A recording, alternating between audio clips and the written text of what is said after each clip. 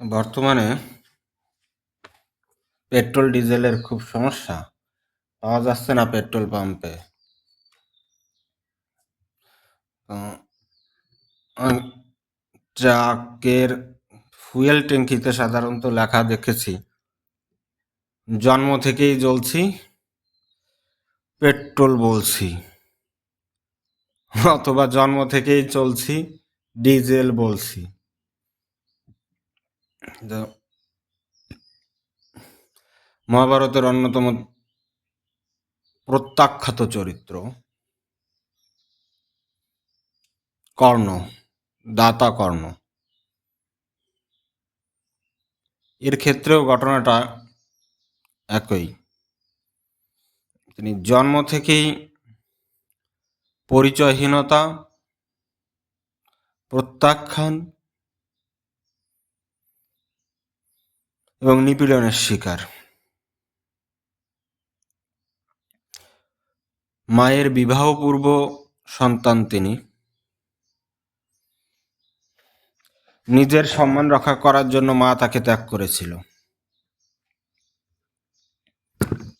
ঠাঁই হয়েছিল অধিরথ ও তার স্ত্রী রাধার কাছে। তার হওয়ার কথা ছিল কৈন্তীয়, কিন্তু হয়েছেন রাধেয়, অধিরথ পুত্র, অর্থাৎ রথ চালকের পুত্র। এ কথা তাকে বহুবার শুনতে হয়েছে। যখনও তিনি নিজেকে প্রমাণ করতে চেয়েছেন, তখনই এই প্রশ্নটি সামনে এসেছে, কে তুমি, কি তোমার পরিচয়, কে তোমার পিতামাতা। এই মঞ্চে আসার মতো জন্মগত ইনহেরিটেন্স লিবার্টি বা জন্মগত কিছু অধিকার তোমার আছে কিনা, যখন তিনি রাজকুমারদের সাথে একই মঞ্চে প্রতিযোগিতা করতে গেছেন, তখনই এই কথাগুলো আসছে যে তোমার জন্ম কোথায়।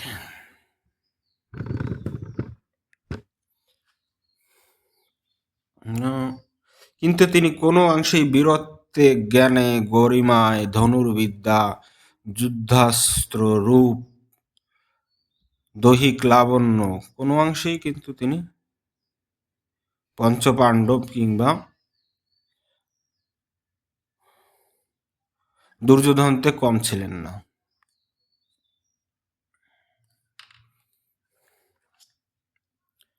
তাই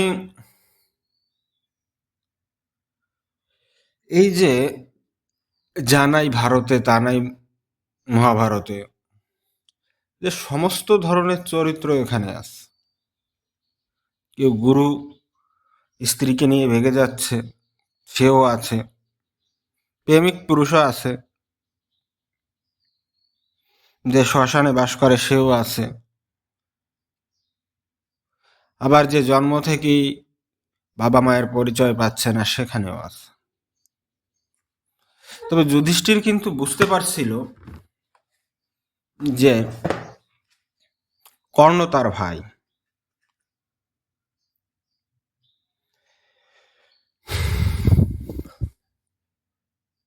যখন দুর্যোধনের রাজসভায়, ধৃতরাষ্ট্রের রাজসভায় একের পর এক পণ হারতেছিল যুধিষ্ঠির, দ্রৌপদীকে বাজি রেখেছিল, তাকে দ্রৌপদীর চুল ধরে টেনে নিয়ে আসছিল দুঃশাসন এনে সেখানেই তার বস্ত্রহরণ করতে চেয়েছিল। তখন লজ্জায় ক্ষোভে যুধিষ্ঠির নিচে মাটির দিকে চোখ বুজে তাকিয়েছিল। তখন তার পা পড়ে কর্ণের পায়ের দিকে। তখন তিনি দেখতে পান যে তার মা কুন্তির পায়ের সাথে কর্ণের পায়ের মিল রয়েছে। তখনও তিনি কিন্তু বুঝতে পারেন নাই যে তার আপন ভাই, জ্যেষ্ঠ ভ্রাতা কর্ণেরই হওয়ার কথা ছিল পাণ্ডু বংশের রাজকুমার জ্যেষ্ঠ পুত্র, কিন্তু ভাগ্যের কি নির্ঘুম পরিহাস, সেটা কিন্তু হয়নি। এরপর এই যে যে একটা গোপন সত্য চেপে রেখেছে তার মা, এজন্য মহাভারতের যুদ্ধ শেষ হওয়ার পরে যখন সবাইকে দাহ করা হবে, নিহতদের দাহ করা হবে, এবং সেখানে সেই যে কুরুক্ষেত্র তো একটা বিশাল শ্মশানে পরিণত হয়েছিল তখন যুদ্ধের পরে, যুদ্ধের পরে একটা শ্মশানে পরিণত হয়েছিল কুরুক্ষেত্র। এবং বলা হয় থাকে কুরুক্ষেত্রে যিনি মৃত্যুবরণ করেন যুদ্ধ অবস্থায়, তিনি ডাইরেক্ট স্বর্গপ্রাপ্ত হন। তো সেখানে কর্ণর দেহ দেখে কুন্তি খুব কান্নাকাটি করেছিল এবং যুধিষ্ঠিরকে তার নামে তর্পণ করতে বলেছিল। যুধিষ্ঠির যখন জিজ্ঞেস করেছিল কেন তার নামে তর্পণ করব, তখন কুন্তি বলেছিল যে তোমার বড় ভাই, এবং তার জন্মের কাহিনীটা খুলে বলেছিল যে বিবাহের পূর্বে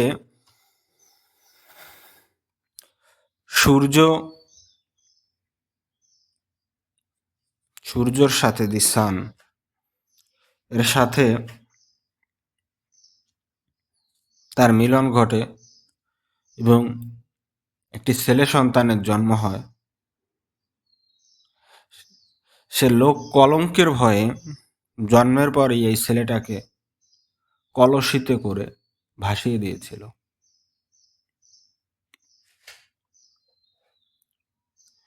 তাকে খুঁজে পায় রথ চালক অধিরথ। তখন যুধিষ্ঠির কুন্তিকে অভিশাপ দিয়েছিল যে আমি অভিশাপ দিচ্ছি, এত বড় একটা সত্য তুমি লুকায় রাখছো, আমার ভাই হয়ে ভাইয়ের বিপক্ষে যুদ্ধ করলাম, ভাই হয়ে ভাইকে মেরে ফেললো অর্জুন, যে মেয়ে মানুষের পেটে কোনো গোপন কথা থাকবে না। দেখো, ভাই ভাই ভার্সেস ভাই, brother versus brother, who is the most decorated warrior of Mahabharata, Karna আর অর্জুন? সম্ভবত কর্ণ, কারণ Arjun is made of collaborated force, made of collaborated brains, made of technical collection from Sri Krishna and others. But Karna is a self-made man. মহাভারতের 17তম যুদ্ধের 17তম দিনে কর্ণ এবং অর্জুনের যুদ্ধ হয়, শ্রেষ্ঠত্বের যুদ্ধ হয়। কে শ্রেষ্ঠ যোদ্ধা? কর্ণ কিন্তু ডাইরেক্ট যুদ্ধে আসেনি, কারণ তার পরিচয়হীনতার কারণে ভীষ্ম, দ্রোণাচার্য এরা কিন্তু বলেছে যে কর্ণ যদি যুদ্ধ করে তাহলে আমরা সেনাপতিত্ব করব না, আমরা যুদ্ধ করব না। অথচ এই সমস্ত ভীষ্ম, দ্রোণাচার্য, কর্ণ এরা যদি একই সময়ে একই গতিতে যুদ্ধ করতো পাণ্ডবদের বিপক্ষে, তাহলে কিন্তু যুদ্ধের মোড় ঘুরতে পারত। কিন্তু সামাজিক কি বিভাজন, কত বর্ণপ্রথা, যে তার পরিচয় জানা যায়নি দেখে সে আমি সেনাপতিত্ব কালে সে যুদ্ধ করতে পারবে না। অর্থাৎ বিশ্বও বলেছে যে আমি সেনাপতিত্ব থাকবে কালে কর্ণ যুদ্ধ করতে পারবে না, বা দ্রোণাচার্যও তাই বলেছে। হুম। এই জন্য বিশ্ব মারা যাওয়ার বেরো, বিশ্ব যখন সরসজ্জায় গেল, দ্রোণাচার্য ধৃষ্টদ্যুম্ন হাতে নিহত হলো। এরপরে 11তম দিনে কর্ণকে তার বন্ধু দুর্যোধন সেনাপতিত্বে বরণ করেন এবং তিনি যুদ্ধ করতে আসেন। এবং কর্ণ কিন্তু এই যুদ্ধে যুধিষ্ঠির, সহদেব, নকুল, ভীম সবাইকে পরাজিত করেছে। সবাইকে, এভরিওয়ান, অর্জুন সবাইকে, পঞ্চপাণ্ডবের সবাইকে পরাজিত করেছে। এবং ভীমকে বলেছে, যার বাড়া মোটা, তুই জায়গায় খাওয়া দাওয়া করবি। এবং ভীমের ছেলে ঘটোৎকচ কিন্তু এই কর্ণের হাতেই নিহত হয়েছে। তিনি পঞ্চপাণ্ডবের একজন নকুল, তাকে কিন্তু ধনুকের শিলার মধ্যে আটকাইছিল। তাহলে কি অবস্থা? যুধিষ্ঠিরকে তিনি পরাজিত করছে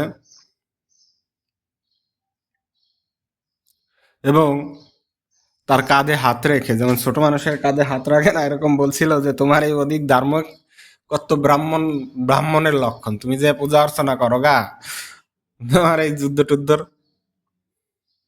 দরকার নাই।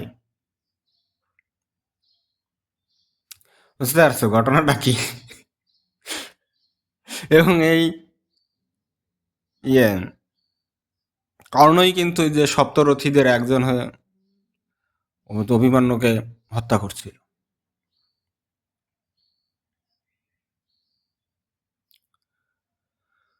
যাই হোক,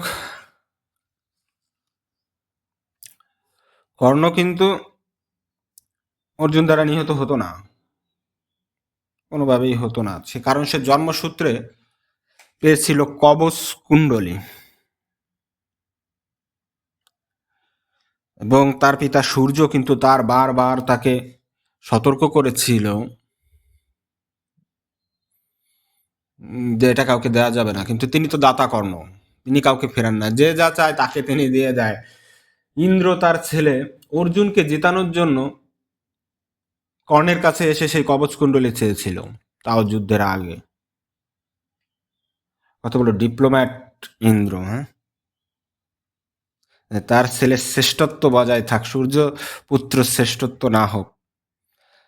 অর্জুনের শ্রেষ্ঠত্বের জন্য ইন্দ্রও কাজ করছে, শ্রীকৃষ্ণ কাজ করছে, সবাই ইন্দ্রকে, দ্রোণাচার্য কাজ করছে, যে তার সবচেয়ে বড় শিষ্য হচ্ছে অর্জুন, এর থেকে বড় কোনো ইয়া নাই। তো অন্য কিন্তু সেটা দান করে দিয়েছিল, কিন্তু সে কিন্তু এই কবচকুণ্ডলের কারণেই অজেয় ছিল তাই নয়, তার কিন্তু ছিল, তার ধনুক ছিল গান্ডী। অর্জুনের ধনুক নাম সবাই জানে, গান্ডীব, অক্ষয় তীর্ণ, যেখানে তীর কখনো শেষ হয় না। কিন্তু কর্ণের গান্ডীব ধনুকে, মানে ধনুক, এবং যে যেখানে তীর রাখে তার নাম কি? বিজয়। এই বিজয় কার? এই বিজয়, বিজয় সেই গান্ডীবের নাম হচ্ছে, মানে তার ধনুকের এবং তীর্ণ রাখার জায়গার নাম হচ্ছে বিজয়। এই বিজয় হচ্ছে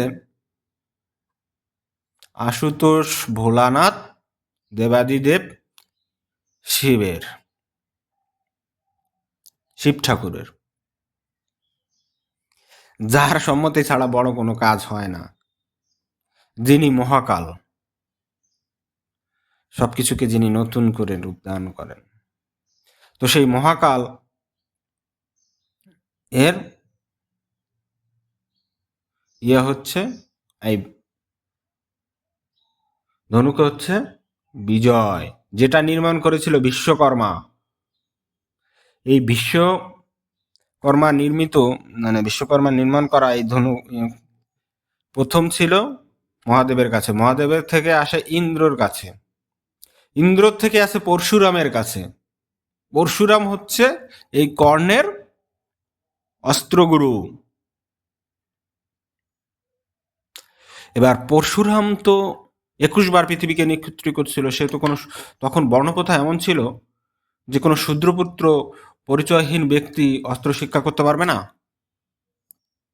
তো সেখানে পরশুরাম বলতেছে যে না, পরশুরামের কাছে সে কর্ণ পরিচয় গোপন করছে। সে কিন্তু যদিও সে ইন্দ্রের মানে সূর্যের ছেলে, কুন্তির ছেলে, বংশীয় ছেলে, কিন্তু সে যেহেতু সেখানে ফর্মাল তার কোনো আইডেন্টিফিকেশন নেই, তো সে তাকে পরশুরামের কাছে যে বলছে আমি ব্রাহ্মণ ছেলে, আমি অস্ত্র শিক্ষা গ্রহণ করতে চাই। তো ঠিক আছে, তাকে গ্রহণ করে তিনি তার পরশুরামের শ্রেষ্ঠ ইয়ে হয়েছে, শিষ্য হয়েছে। সে সমস্ত দিব্যাস্ত্র থেকে শুরু করে সব কিছু সে অর্জন করছে, শিখছে। কিন্তু একদিন যখন অস্ত্র শিক্ষার মাঝে পরশুরাম ঘুমিয়েছিল, কর্ণের মানে নিতম্বে মাথা রেখে, তখন একটা পোকা ইয়াকে কামড় দেয়, কর্ণের শরীরে কামড় দেয়।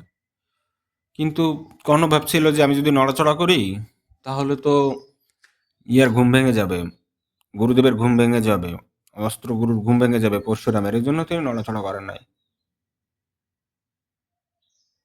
তো পোকাটা তার শরীরে ক্ষত তৈরি করে ফেলছে। তো পরশুরাম ঘুম থেকে উঠে দেখে এই অবস্থা, একটা পোকা তাকে কামড়ায় শরীরে ক্ষতগ্রস্ত করছে, ক্ষত তৈরি করছে, কিন্তু সে তার শিষ্য কোনো কিছু বলেন নাই। তখন এইটা দেখে তার মনে প্রশ্ন জাগছে যে কোনো ক্ষত্রিয় ছেলে তো এটা হতে পারে না, এটা নিশ্চয়ই কোনো পরিচয় লুকাইছে। তখন সে বলছে বেটা তুই কেডা, তুই তো ব্রাহ্মণের ছেলে না, তুই তো ব্রাহ্মণের মানে ক্ষত্রিয়ের ছেলে না, তুই কে, তুই বল, তুই আমার সাথে প্রতারণা করেছিস, প্রতারণা করে বিদ্যা শিক্ষা গ্রহণ করছিস। তখন সে বলল, সে তার সঠিক পরিচয় দেয়। তখন পরশুরাম কর্ণকে একটা অভিশাপ করে যে তুমি যত বিদ্যা আমি তোমাকে শিখালাম, আমার শ্রেষ্ঠ শিক্ষক তুমি শিষ্য, তুমি তুমি আমার সাথে শুরুতেই এটা মানে একটা প্রতারণা করলে তোমার আইডেন্টিফিকেশন নিয়ে।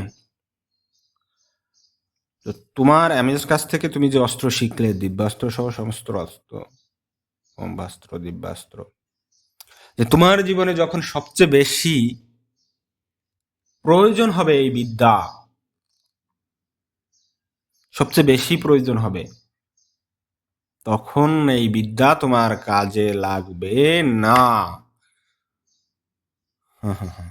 কত বড় অভিশাপ, যে যখন তোমার সবচেয়ে বেশি প্রয়োজন হবে এই বিদ্যা, তখন কিন্তু এই বিদ্যা তোমার কাজে লাগবে না। অর্থাৎ সেই যে কচ ও দেবযানীর প্রেম কাহিনীর সেই অভিশাপের মতো, যে তুমি এই বিদ্যার ভারবাহী হবে কিন্তু ফলভোগী হবে না। তুমি বিদ্যা শিখবে কিন্তু কাজে লাগাইতে পারবে না। তো অর্জুন এবং কর্ণের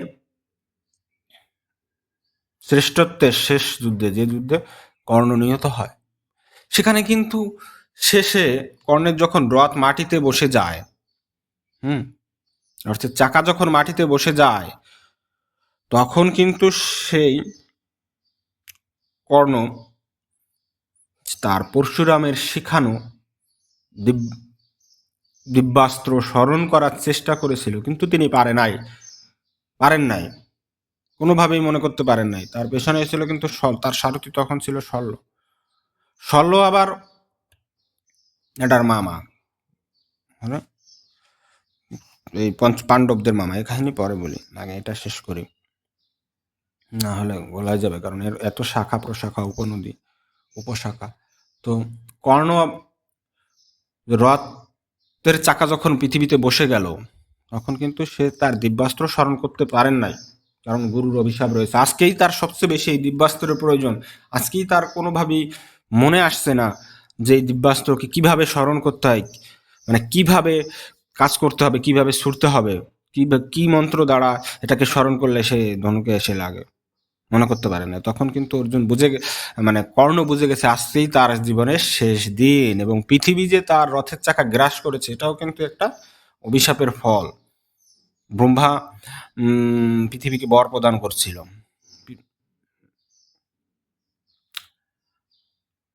সে কিন্তু পালাই যেতে পারতো এখন।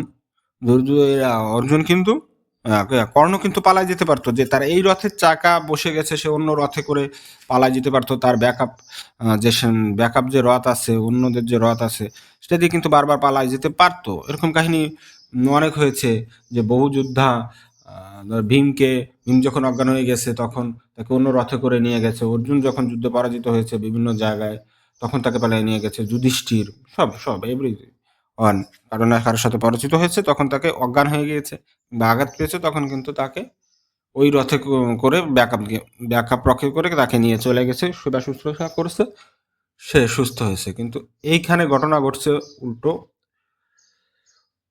কর্ণ কিন্তু আজকে ছেড়ে যাবে না, কারণ আজকেই তার প্রমাণ করার দিন যে কে শ্রেষ্ঠ, অর্জুন নাকি কর্ণ। কে বাঁচবে? 5 পাণ্ডব বাঁচবে নাকি কর্ণ বাঁচবে? তারা কিন্তু আপন ভাই। আপন ভাইয়ের শ্রেষ্ঠ কে? যুদ্ধের যখন শুরু হয়, মহাভারতের যুদ্ধ যখন শুরু হওয়ার আগে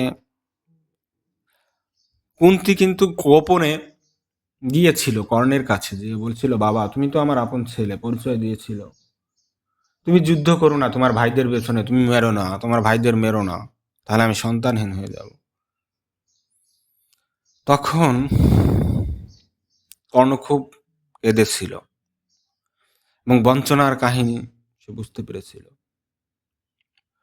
কর্ণ কিন্তু তখন তার মা কুন্তিকে কথা দিয়েছিল, যে তোমার যে স্বীকৃত 5 সন্তান আছে, 5 সন্তানের কমতি হবে না, তোমার 5 জনের কমতি হবে না। হয় আমি যদি মরি, অর্জুন বেঁচে থাকবে, আর অর্জুন যদি মরে, আমি বেঁচে থাকবো। অর্থাৎ সন্তান তোমার 5 জনই থাকবে, 5 জনের কমতি তোমার হবে না। হুম, পঞ্চপাণ্ডবের কমতি হবে না। তাই অর্জুন ওই যুদ্ধ, মানে কর্ণ এবং অর্জুনের সে যুদ্ধে কর্ণ বুঝে গিয়েছিল যে আজকেই তার সেই দিন, যে আজকে হয় অর্জুন বাঁচবো, না হয় শালা আমি বাঁচবো। আজকে এসপার কে ওসপার হয়ে যাবে। আজন্ম যে প্রশ্নবোধক একটা চিহ্ন রয়ে গেছে, এই প্রশ্নবোধক চিহ্নের আজকে সমাপ্তির দিন। তো অর্জুন কিন্তু যুদ্ধে কর্ণের সাথে পারছিল না। কর্ণ কিন্তু এই মুখোমুখি যুদ্ধে বারবার অর্জুনকে পরাজিত করতেছিল, এবং এটা বলে তক্ষক, হ্যাঁ, তক্ষকের ছেলে অশ্বসেনকে কিন্তু কর্ণ তার ধনুকে যোজনা করে অর্জুনের দিকে ছুড়ে, যাতে অর্জুন আজকে এখনই ডেড হয়ে যায়। কিন্তু দেখুন, কৃষ্ণ কিন্তু বারবার অর্জুনকে রক্ষা করেছে। তো কৃষ্ণ রথের কড়া ব্রেক করলে, যেমন মোটরসাইকেল ব্রেক করলে ফুট করে ব্রেক করলে সামনের চাকাটা স্প্রিং এর কারণে দেবে যায়, নিচু হয়ে যায়, তেমনি হুট করে করার ফলে, ব্রেক করার ফলে ঘোড়াগুলো নিচের দিকে বসে যায়, ঘোড়াগুলো মাটিতে পা পড়ে যায়, মানে একটা গড়াগড়ি খাওয়ার মতো অবস্থা। তখন কিন্তু সবকিছু নিচে হয়ে গেছে। তো তক্ষক এর ছেলে অশ্বসেন যে আঘাত করে অর্জুনের মুকুট ছুড়ে বুড়ে চলে যায়, ছিন্ন ভিন্ন হয়ে যায়, অর্জুন বেঁচে যায়। এই আঘাতটা যদি অর্জুনের মাথায় লাগতো, তাহলে কিন্তু শেষ, অর্জুন ডেড হয়ে যেত, কর্ণের হতো, বিজয় হয়ে যেত। তো এইভাবে যে যুদ্ধ চলতে থাকলো,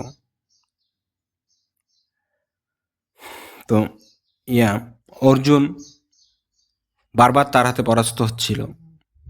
এবার দেখো ঘটনা, যখন রথ মাটিতে বসে গেল, চাকা যখন মাটিতে বসে গেল, তো শল্যকে সে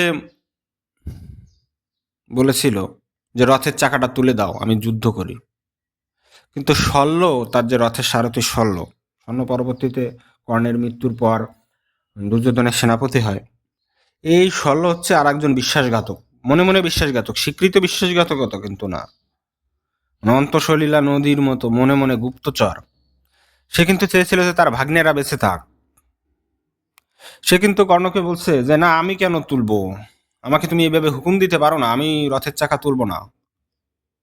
কারণ সে যদি রথের চাকা তুলে দেয় তাহলে কিন্তু অর্জুনের বিরুদ্ধে কর্ণ যুদ্ধ করতে পারে এবং কর্ণ অর্জুন এবং অন্যদের পঞ্চপাণ্ডবদের সে শেষ করে দিতে পারে।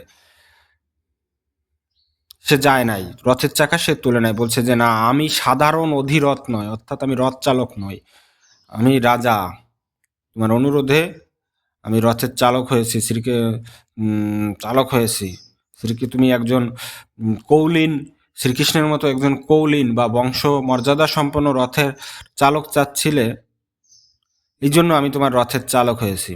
এই শল্য যে বিশ্বাসঘাতকতাটা করলো, সে তাকে হেল্প করলো না, কর্ণকে হেল্প করলো না, যার ফলে কর্ণের নিজেরই নামতে হলো এই রথের চাকা তুলতে। হুম, রথের চাকা তুলতে ভাগ্নেদের বিজিত বিজয়িত করার জন্য, জয়ী করার জন্য শল্যর এই ডিপ্লোম্যাটিক পলিসি কর্ণের পরাজয়ের জন্য অনেকটা দায়ী। তো কি করবে কর্ণ? কিন্তু এই রথের চাকা যখন তুলতে যায় তখন কিন্তু সে অর্জুনকে বলেছিল যে তুমি একটু যুদ্ধ থামাও, আমি আমার রথের চাকাটা তুলি। তখন অর্জুন কিন্তু সময় দিতে চেয়েছিল, কিন্তু শ্রীকৃষ্ণ বারণ করছে যে না, তোমাকে এত সময় দেওয়া যাবে না।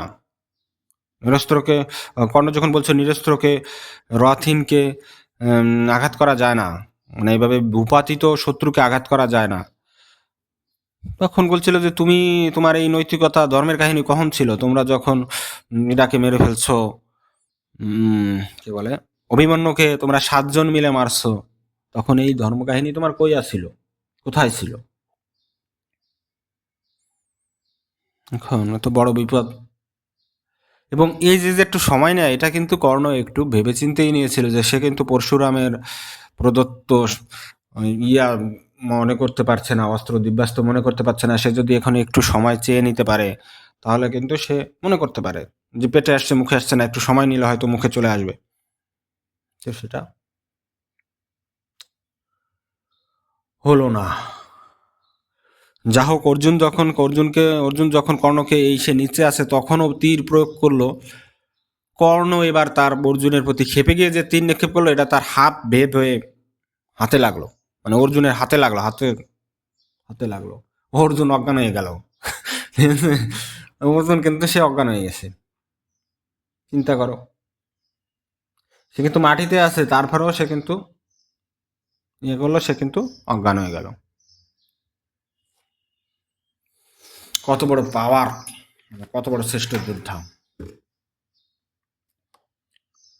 এবার অর্জুনকে জ্ঞান ফিরল শ্রীকৃষ্ণের, তো শ্রীকৃষ্ণ পক্ষে ছিল অর্জুনের, সবকিছু করতে পারত। জ্ঞান ফিরল।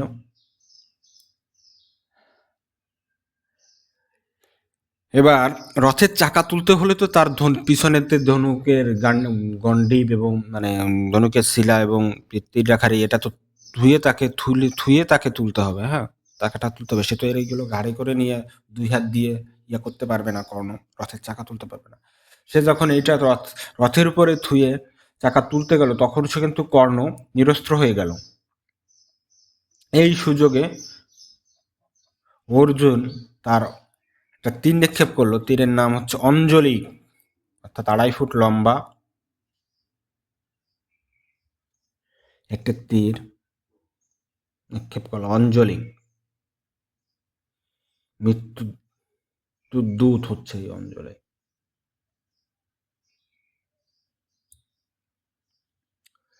তো অঞ্জলি যখন নিক্ষেপ করলো তখন নিরস্ত্র কর্ণের মাথায় গিয়ে সেটা আঘাত করলো, কর্ণের মাথা বিচ্ছিন্ন হয়ে গেল। কুরুক্ষেত্রের মাটিতে সেটা গড়াগড়ি খেতে শুরু করলো।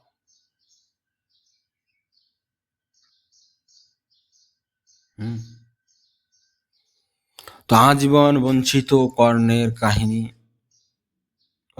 কর্ণ মারা গেল, শেষ হলো কুরুক্ষেত্রের মাটিতে।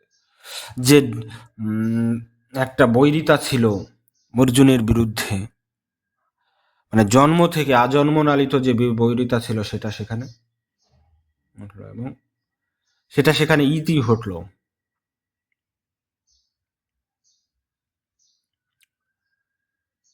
যে কর্ণ আসলে অপমানে সারা জীবন তো অপমানিত হয়ে আসছে, সেও চাচ্ছিল যে এই বৈরী তার ইতি ঘটুক।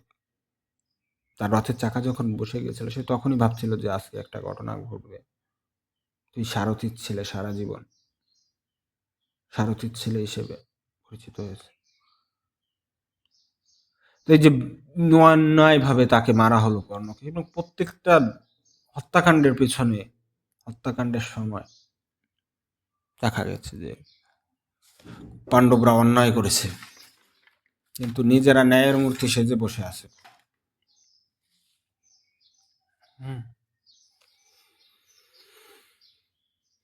তো এই যে কন্যা কর্ণকে যে অন্যায় যুদ্ধে মারলো শ্রীকৃষ্ণের আদেশে অর্জুন, এর কিন্তু ফল তারা ভোগ করছে, পাপের ফল কিন্তু তারা ভোগ করছে। যে শ্রীকৃষ্ণও কিন্তু ডেড হয়ে গেছে মহিষাল পর্বে, তাকেও কিন্তু নিরস্ত্র অবস্থায় শ্রীকৃষ্ণ যখন ছিল বনে, তখন কিন্তু তাকে ব্যাধ এসে তীর মারছে, শ্রীকৃষ্ণ ডেড হয়ে গেছে। কর্ণের প্রতি সুবিচার কিন্তু নিয়তি এখানে করে গেছে। হ্যাঁ, করে গেছে। কিন্তু মহাভারতের স্রষ্টা কিন্তু কাউকে নিরাশ করেনি। যার সাথে অন্যায় হয়েছে তাকে কোনো না কোনোভাবে প্রতিদান দিয়ে গেছে। আবার বলে অর্জুন জীবনের শেষ যুদ্ধে সে কিন্তু পরাজিত হয়েছে এবং অপমানিত হয়েছে। শ্রীকৃষ্ণের মারা যাওয়ার পরে তার স্ত্রীদের এবং যদু বংশের অন্যান্য সকলকে নিয়ে সে যখন আসতেছিল, তখন কিন্তু পথে আক্রমণ করে তাকে উপজাতিরা, মানে অন্য জাতি। অর্জুন কিন্তু সেদিন তার অস্ত্র মনে করতে পারে নাই। তারা ওই জাতিটাই পানদের যাদবদের স্ত্রীদের ইয়া করে এনেছে, বলে হরণ করে নিয়ে গেছে। অর্জুনের কিন্তু কিছুই তখন করা ছিল না, সে হচ্ছে অপমানিত হয়েছে।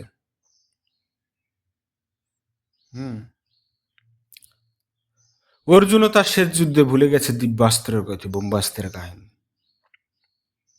এই যে সূত্রপুত্র, সূর্যপুত্র, কন্তীয়, রাধেয়, দানবীর, অঙ্গরাজ, কর্ণ, এই মহাভারতের সবচেয়ে ক্যারিসমেটিক চরিত্র। তিনি সবসময় অপমান ও বঞ্চনার শিকার হয়েছে, কিন্তু তিনি